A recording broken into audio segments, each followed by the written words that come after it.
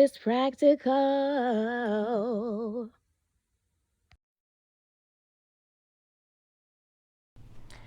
Hello, I am coming to you today to teach you the very absolute basics of knitting. So we will cast on and we will knit a few rows. So I'm just using some nice chunky yarn so it'll be easier to see. Okay, so now that you have your yarn pulled out, what you're going to do is give yourself a nice long tail, because that's how you're going to cast on. You're going to use a tail to pick up stitches. So grab you a nice decent sized tail. You're just going to make maybe a scarf. That's a great beginning project because you can make it as wide or as narrow as you like, but the length is going to give you a lot of practice on your knitting. So this is what you're going to do. I always make my slip knots by making a loop. So I just take my yarn and flip it over itself, and then I grab my yarn and pull it through the loop. So again, you're just taking, this is your tail and this is your yarn that's attached to your ball. Fold the yarn that's attached to your ball over your tail, and then pull the yarn that's attached to your ball through the back. So this is on the top and I'm just pushing it in the middle. And then there you go. You have a slip knot, and it can tighten or you can just pop it out. So now that you have your slip knot, tighten it down, not too tight, just give yourself a little bit of room so it's easy on your next row to pick up stitches. Now the yarn that's attached to your ball is on the left. It's going to be away from you. The yarn that is your tail is going to be closer to you. You're going to put your pointer and your thumb right in the middle, and I use these fingers here to hold the yarn down. And then you're going to basically make like a figure 8, and all you're going to do is the same thing you did with your slip knot. You're going to make a loop. So go underneath the thumb and just open up that loop. You see it? You just have a nice little loop right there, and then you already see that the yarn that's over your pointer finger is ready to just pull right in through that loop. And that's all you're doing, is not too tight. You're just going to make your loop. So open and then pull that yarn through your loop, and there's another stitch. Again, pointer and thumb in. The yarn attached to your ball is over your pointer. Your tail is over your thumb. Tighten it down with these last 3 fingers. Accentuate your loop here. Like, just follow your thumb along and just widen that out. And then just pull the pointer finger yarn right through. And there you go. You just cast on another stitch. Now, I'm going to just cast on a couple of stitches. If you need to keep practicing here, just keep practicing here. That's fine. It takes a little time. Don't worry about being a speed demon, because you'll pick that up as you go along. Again, try not to make it too tight, because it'll be hard to pull your stitches on the next row.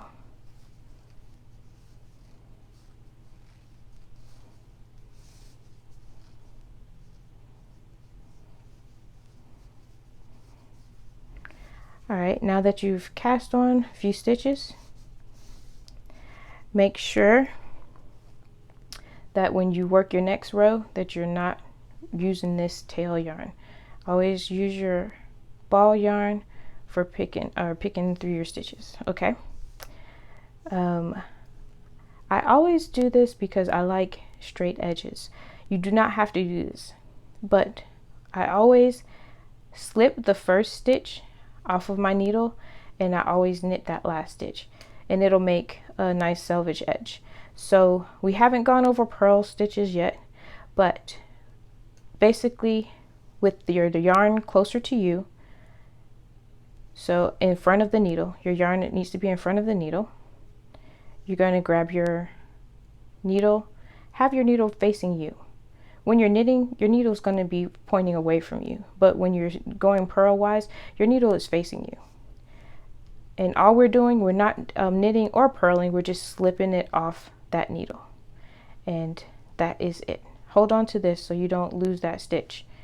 Now, and you also can, which I do that sometimes, I will, oops, okay.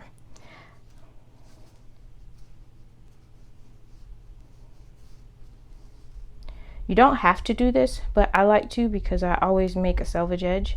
I like to just knot this a little, and you can take that out later, but just to hold my place so I don't lose this last stitch. So when I flip it over, I'm going to have my yarn facing towards me, or closer to me. Basically my yarn is in front of the needle. This is in front of the needle. And then I am going to grab my other needle with my yarn, or with my needle pointing towards me. I'm going to slide it under that first loop.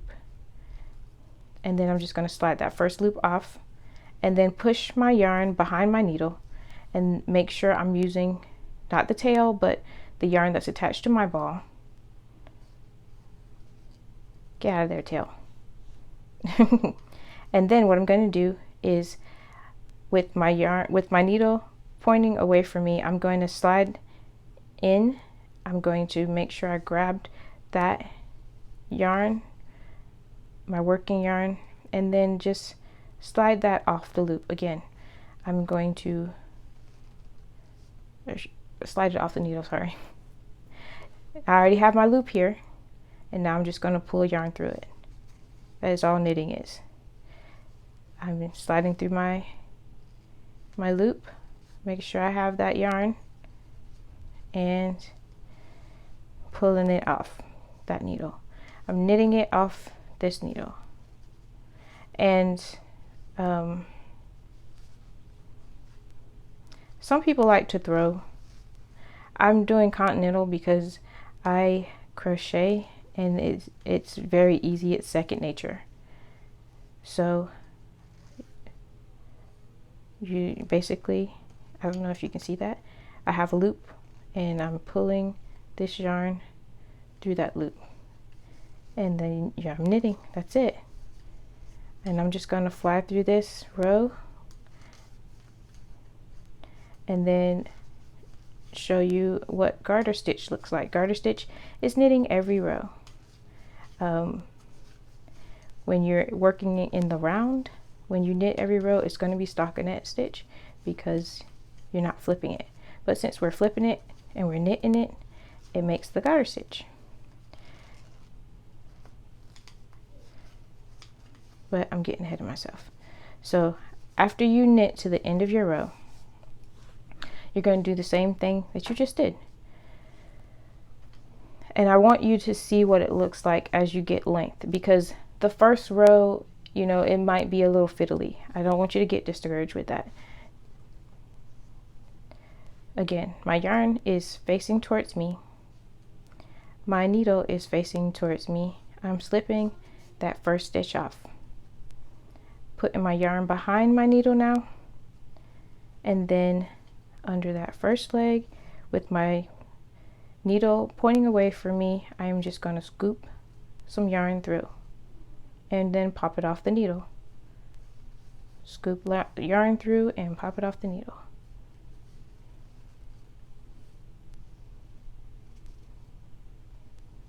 It's already getting easier.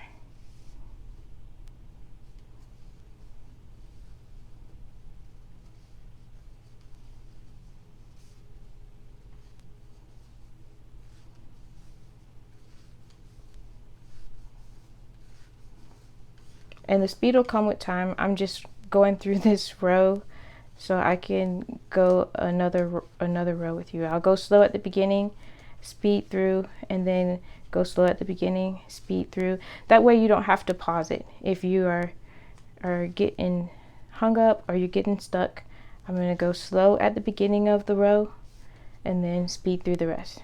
So now we're back at the beginning of the row.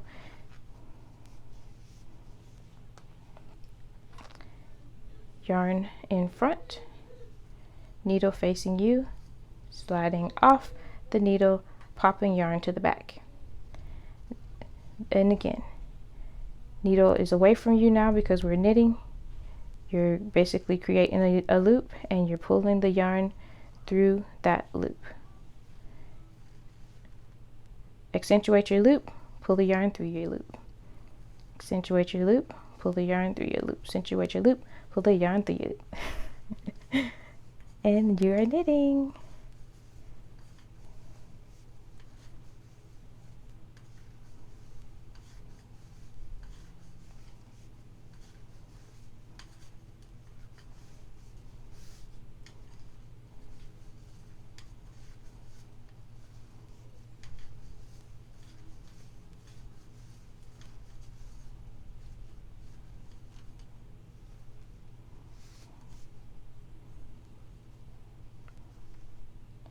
You see my edge?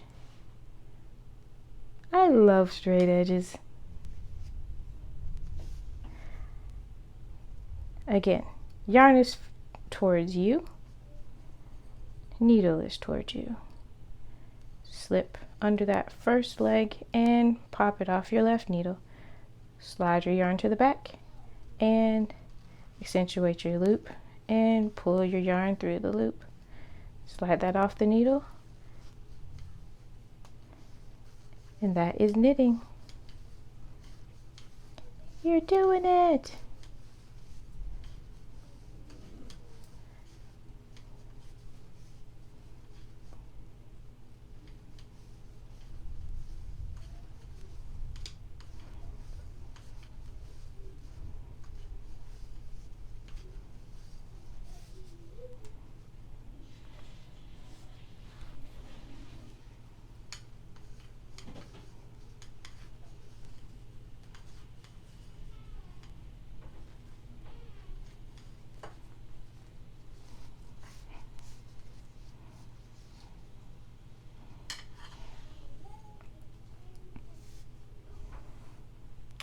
All right, now I'm gonna go a few more rows, sorry. I'm gonna make a few more rows off the camera and I will show you how to cast off. So if you're making a scarf, you've cast on as many stitches as you want it wide, and the wider the better because that's more practice for you. And you make some length, then you're ready to cast off. I'll be right back. Granted, I'm only going to make a couple more rows because I am not making a scarf. I'm just making a little sample so we can practice, but I will show you how to cast off.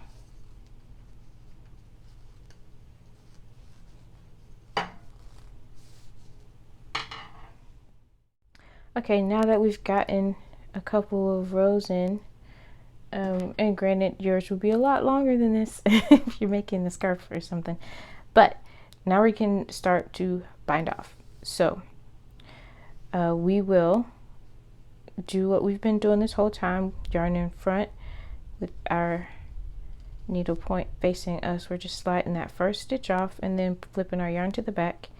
We're going to knit this next stitch and then we're going to just slide our hook, or I'm sorry, I'm talking crochet. Okay, just slide your needle under that first stitch and then you're going to pull that stitch over the second stitch and slide it off your needle. So now you're going to always have one stitch on the right side because every time we knit one, we will cast off one. So grab that loop over the loop you just made and then just slide it off. Okay, this is fiddly on the camera.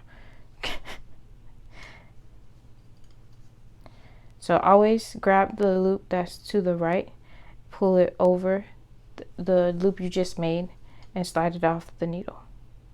So knit another one, slide the last one, knit another one, slide the last one. Oopsie. Okay, there we go. And you can see that you're closing off the stitches and it's looking like the side if you're doing the selvage edge. If you didn't want to do the selvage edge, you can always just knit each stitch. It'll create the garter edge, which I don't have any because I usually always selvage edge it. Oh wait, yes I do. Ha ha ha. So you'll have like these little bumps on the ends. This is actually seed stitch, but you would have these like little lumpy lumps on the end instead of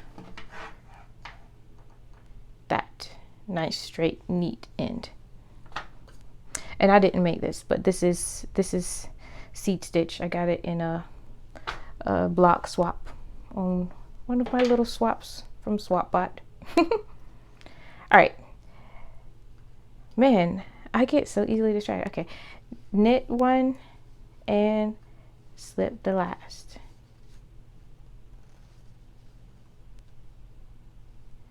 Knit one, slip the rightmost one.